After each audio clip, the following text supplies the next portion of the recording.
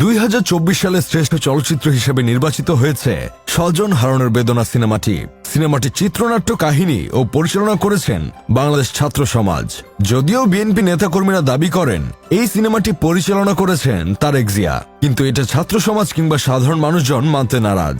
তাদের দাবি, রাজপথে নেমেছি আমরা, পুলিশ ছাত্রলীগের হাতে মার খাইছি আমরা, রাজপথে রক্ত দিছি আমরা, মরছিও আমরা।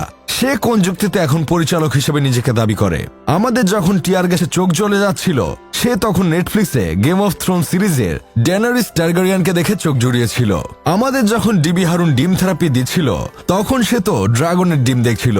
আমরা যখন দিন গুনছিলাম আর ভাবছিলাম কবে স্বৈরাচার পতন হবে, সে তো তখন একটার পর একটা এপিসোড দেখছিল আর ভাবছিল সবাই তো একবার হলেও খুলল, সানসা স্টার্ক এখনো খুলে না কেন?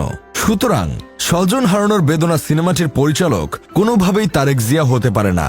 এই সিনেমাতে মুখ্য চরিত্রে নায়িকা হিসেবে অভিনয় করেছেন মানবতার আম্মু জাতীয় আপা জননেত্রী শেখ হাসিনা।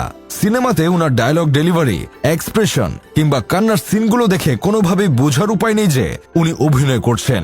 মনে হবে একদম বাস্তব। সিনেমাতে একটা সিনের কথা না বললেই না, সেটা হলো মেট্রো স্টেশনে গিয়ে কান্না করার অভিনয়টা। উফ, কি ছিল সেই অভিনয়! আপনারা দেখলে মনে মনে ভাববেন 2-3টা অস্কার উনার কপাল বরাবর ছুঁড়া মারি। সিনেমাতে নায়ক হিসেবে অভিনয় করেছেন দাদাদের দেশের চাওয়ালা থেকে হুট করে নায়ক হয়ে যাওয়া নরেন্দ্র মোদী। পার্শ্ব চরিত্রে অভিনয় করেছেন বাংলাদেশের ওয়ান অ্যান্ড অনলি লাভার বয় ওবায়দুল কাদের। সিনেমাতে দেখা গেছে উনি নায়িকা শেখ হাসিনাকে প্রচন্ড রকম ভালোবাসেন, আর এই ভালোবাসা দেখে শেখ হাসিনা ওবায়দুল কাদেরকে বয়ফ্রেন্ড না বানালেও জাস্ট ফ্রেন্ড বানিয়ে দেয়। যেহেতু বয়ফ্রেন্ড অন্য দেশে থাকতো, সেহেতু মাঝে মধ্যে মাঝরাতে মানসিক শান্তি দেওয়ার জন্য একটা জাস্ট ফ্রেন্ড দরকার হতো। বয়ফ্রেন্ডের আগে জাস্ট ফ্রেন্ড কিভাবে খেয়ে দেয়, সেটা এই সিনেমায় সুন্দরভাবে দেখানো হয়েছে। সিনেমাটিতে শেখ হাসিনার ভাই চরিত্রে অভিনয় করেন আসমান থেকে নেমে আসা জ্যান্ত পীর শামীম ওসমান। পুরো সিনেমাতে কিছু হলেই এই পীর খালি বলে, আপা ও আপা, আমাকে একটু কোলে নাও না। মেইন ভিলেন হিসেবে সিনেমায় অভিনয় করেছেন নোবেল বিজয় ডক্টর ইউনুস।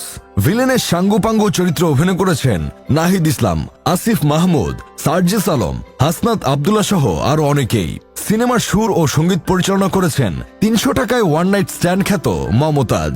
উনি এআই এর মাধ্যমে স্বজন হারানোর বেদনা সিনেমার যে টাইটেল সং বানিয়েছেন, উফ, পুরাই মাথা নষ্ট। 36,000 কোটি টাকা বাজেটের এই সিনেমার প্রডিউসার ছিলেন দরবেশ বাবা বলে খ্যাত সালমান এফ রহমান। ইতিমধ্যে শুনেছি সারা বিশ্বব্যাপী সিনেমাটি আয় করেছে 28 লক্ষ কোটি টাকা। এই আয়কৃত টাকাগুলো নায়িকা শেখ হাসিনা সহ উনার 14 গোষ্ঠী ও আওয়ামী লীগের নেতাকর্মীরা বিদেশে পাঠাতে সক্ষম হয়েছেন। পুরো সিনেমার প্রমোশনের দায়িত্ব ছিলেন ব্যারিস্টার সুমন। উনি এত ভালো সিনেমার প্রমোশন করেছিলেন যে 2023 সালের শ্রেষ্ঠ দালাল সাদেক এগ্রোর ইমরানকে হারিয়ে 2024 সালের সেরা দালাল হিসেবে অ্যাওয়ার্ড জিতে যায়। এখন আপনারা ভাবতে পারেন সিনেমার প্রমোশনের সাথে দালালি অ্যাওয়ার্ড জিতার কি সম্পর্ক? দেখেন ভাই, স্বজন হারানোর বেদনা সিনেমাটি বানানোর সময় উনি নায়িকাকে নিয়ে যে লেভেলের দালালি করেছে, এখন যদি তাকে দালালি অ্যাওয়ার্ড না দেওয়া হয়, তাহলে সেটা উনার প্রতি অন্যায় করা হবে। সিনেমাটি যখন ওটিটিতে রিলিজ হয়, তখন সারা পৃথিবীর মানুষ দেখার জন্য এতটাই পাগল হয়ে যায় যে স্যাটেলাইট শেষমেশ জ্যাম হয়ে যায়। সার্ভার ঠিক মতো কাজ করতো না, অনেকগুলো স্যাটেলাইট ভেঙে চুরমার হয়ে গিয়েছিল। শেষমেশ বাধ্য হয়ে 2024 সালে সেরা স্যাটেলাইট বিজ্ঞানী হিসেবে অ্যাওয়ার্ড পাওয়া জুনায়েদ আহমেদ পলক গণমাধ্যমকে বলেন, আমরা ইন্টারনেট বন্ধ করিনি, স্যাটেলাইটে বৃষ্টির পানি জমে ইন্টারনেট আপনা আপনি বন্ধ হয়ে গেছে। যাই হোক, শেষমেশ আমি গোলাম হোসেন একটা কাজের কথা কই। Titanic, Schindler's list, Interstellar, Forrest গাম্পের মতো কিছু সিনেমা আছে যেগুলো কখনো পুরনো হয় না।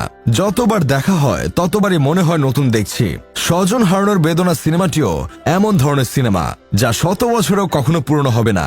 আশা করা যায় সিনেমাটি একদিন অস্কার জিতবে। তা আপনাদের কি মনে হয়?